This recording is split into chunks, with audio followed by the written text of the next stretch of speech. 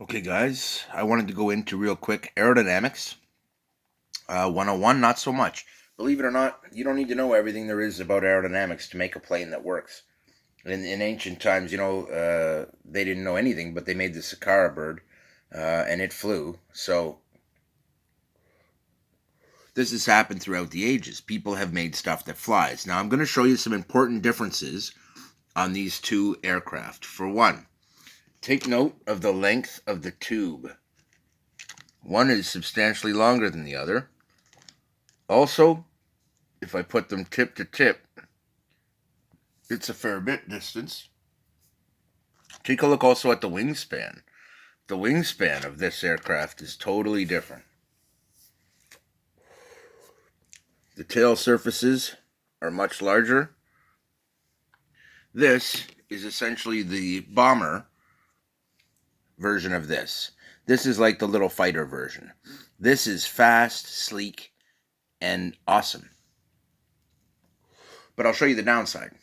If I want to sit here and play with it, I need to elastic launch this little sucker. It does not do that very well. Okay, it worked.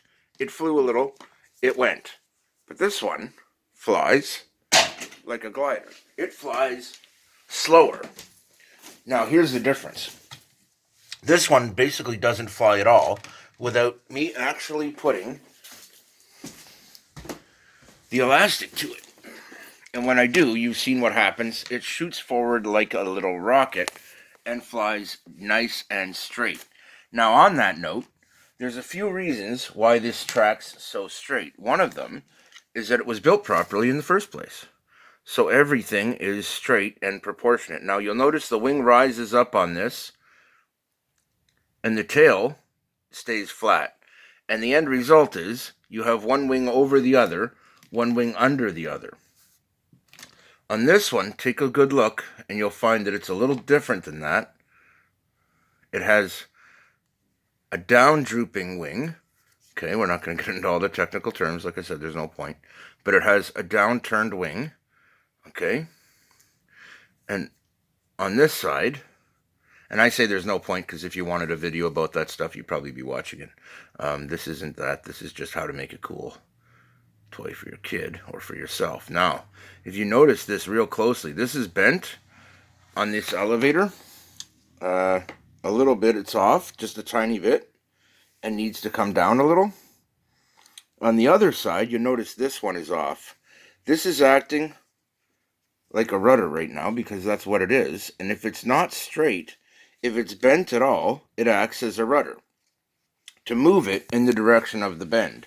Now, that being said, I also didn't have it in the position where it likes to CG the most. It does CG just about anywhere, which is really hilarious. I mean, I can put this just about anywhere with the weight and CG it right along the back of the wing, right about there every time, almost to the point where it's full forward and full back. It's very resistant to changes in center of gravity. It's got a lot of weight compared to the other one.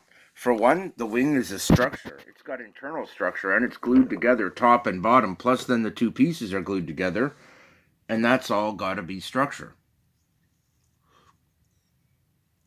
So it's a lot more weight. And while you may look at this one, before I forget, I'm getting on and on about different points, but it's because in the end, you could make it look like anything you want. But this cool looking, stealthy looking, looks like a speedster design is much slower than this. It's lighter by quite a bit. It has a smaller wing area, but let's look at the side for a second. Look at the lift profile. It has a very slight lift profile, whereas when you look at this one, it actually has a fairly substantial profile. There's a serious shape built in there that's supported by a couple millimeter thick balsa dowel, which means that dowel wouldn't even fit into this wing. So there's a lot going on there. There's a lot of weight here. And for something that's so weighty, because the wing sweeps back nicely, it keeps the weight towards the rear. This one, I have to have the wing all the way back pretty much, or as far back as I can get it. Not quite, but the farther back, the better. And it's like a little bullet when the wing is far back and the nose weight is way out over the front. This one will never be a bullet no matter what you do. It is slow. But on the note of elevators and ailerons and how they actually work, I'm going to show you something here real quick. That was a glide test. I haven't actually finished this one yet. And look, there's no aileron built into the wing, but there's also none built into the tail. And those trailing edges are actually going to be the elevator and aileron configuration, because the elevators work as ailerons by turning right and left. You put one up, the other one down, and you can turn right and left depending on which one you put up and which one you put down. The rudder controls yaw, right and left.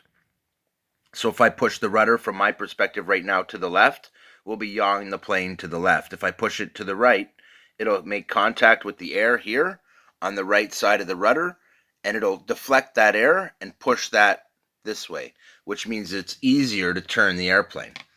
So, because I had those two things going on, it was predetermined that it would drift a little to the left. That being said, it did, and that's fine, because I've corrected those two things. Now, if the plane is CG'd correctly, that is, center of gravity is right, it works very, very easily. And the best way to know that, either one of these two wings, they CG in about the same position, about 1/3 of the way back from the front of the wing to the back of the wing, which here is right about there, right in this zone. And that's exactly where the plane CGs. And on a delta wing like this, it's going to CG towards the back of the wing for this type of wing configuration. For this one, it CGs right at the 1/3, right at the little hump in the wing, and that is where it should center itself, just like that. So my thumb tip is right there. It's about 1/3 of the way into the wing, right at the point where the hump is the highest. That makes the airfoil, and that is very nicely balanced right there. Now, the other thing I'm going to show you about this one, this has ailerons built in. So how you make that is you cut them all the way through. No, you just score the line on both sides and then start to bend them. And to stiffen them up, you add CA glue. So I put some double-sided tape on it, poured some CA glue down into the tape kind of thing, and made it run down the seam here as well, separately. And that stiffened the whole thing right up and made it so that when I put it in a position, it'll hold that position. Also, the tail needs to be fairly stiff and strong because you're going to be pulling it. I actually grab it by the tail to launch it. I could do it like this as well, like an arrow, and pull it from underneath, and that works too. I could also grab it by this and pull it by this and launch it, and I've done all three of those, and all three of those work. That's one of the good things about this little design series.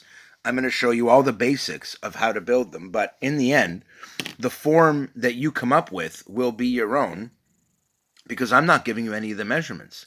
I don't want you to have the measurements because I never took them. I didn't measure any of this to build any of this. You can build symmetrical, you can build nice without taking the time to do all the math and being an aeronautical engineer. You don't have to do that. You don't have to specialize in anything. You can just build it.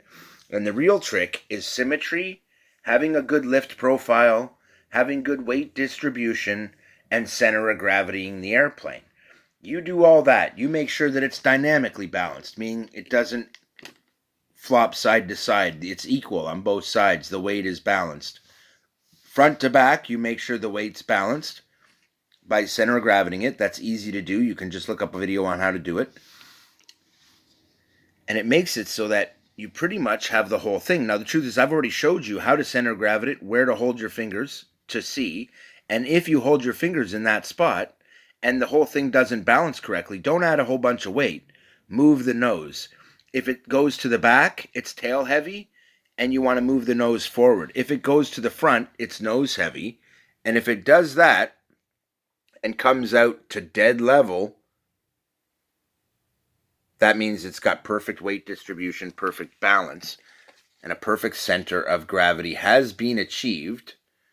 And you can see that that is the case with both of these. Now, for a glider, this one you'll notice has actually got a slight up to it, but I could fix that because it's sitting a little bit far forward. It's just a matter of adjusting the wing forward and backwards in the body, or you could center gravity with a little of weight in the front. Now, I just went from making it push back to nosing down a little bit.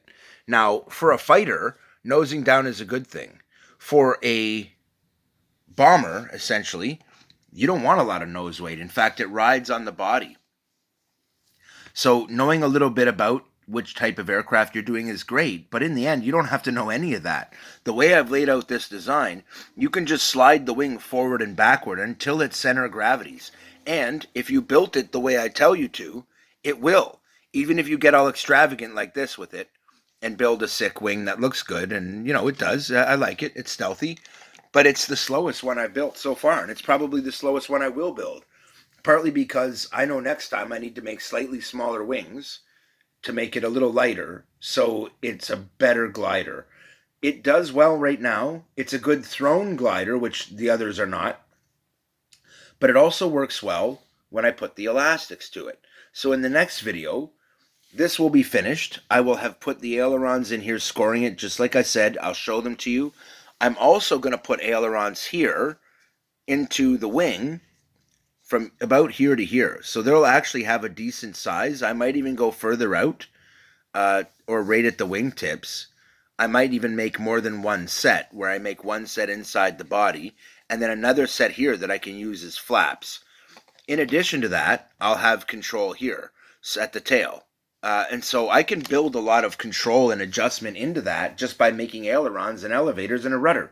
Once I've done all that, this thing will be much easier to control, and I can tell it to nose up by putting in a little bit of up elevator and putting in a little bit of trim tabs to make it so that it balances out and climbs a little bit as it's thrown with the elastic. At that point, the faster you fire it, the better it'll be. So in the next video, we're going to talk about your elastic. Here I have 3, and you'll notice that they are, a couple of them are actually different. We got shorter length and longer length elastics, and that makes a big difference. Also, the thickness of the elastic matters to your speed. So in the next episode, we are going to show this one in flight. I've given you a brief glide test. That's all I've done today is glide test it. I did actually bring it downstairs and fire it, and it fired nice and straight, except that it had a little desire for the right wingtip to drop a touch, and it wanted to shift a little bit to the left. So I've identified both of the reasons why that would be, and that is your tail surfaces were not straight. Other than that, it's perfect. So I'm going to end this video, and I will show you guys in the future where things are at. This one right now is absolutely finished. I wouldn't want to change a thing. It is perfect. I just set it aside, and I'll play with it from time to time, but mostly right now I'm just focused on the build series and getting the 3 wings and planes built so that I can have 3 totally different designs, so that I can show you guys the differences in the way they center gravity, the way they lay out, why they're that way. And in this case, we've discussed enough of that. You know about the weight and the leading edge. You know about keeping your weight forward. And this is a different type of thing, though, because really this is a huge wing. And this is just not. I mean, if you look at the difference, the distance here to here, you can see what I'm talking about. Each of these wings was one of these to start with. A doubled over thick piece of plastic, which means automatically the wing's twice the weight. On top of that, it's got a spar running through the center of it. On top of that, it needed a whole bunch of stuff to hold it together so I could glue the whole thing together and make it one piece, which means it is heavy. But these need nose weight anyway. I had to add weight to this after I built it so that it would CG properly, because it's so feather light. This one, I didn't have to do that. I literally built it, picked it up, and it went bam, and CG'd perfect right away. That's the second I constructed it, it was flying. So that's a really good sign. It means it worked out well. And that's one way to tell. When you build it, don't put the rudders on. Don't put the elevators on. No, you got to. But don't put any control on them. Just make sure they're dead straight, and then try and hand toss it, and you'll see if it's a good slow flyer. If it's a good slow flyer, you can just toss it by hand like this one did, and it flew very well, hand tossed. This one doesn't fly at all hand tossed unless you throw it hard and fast like a dart, because it is. Same with a dart. They don't fly well slow.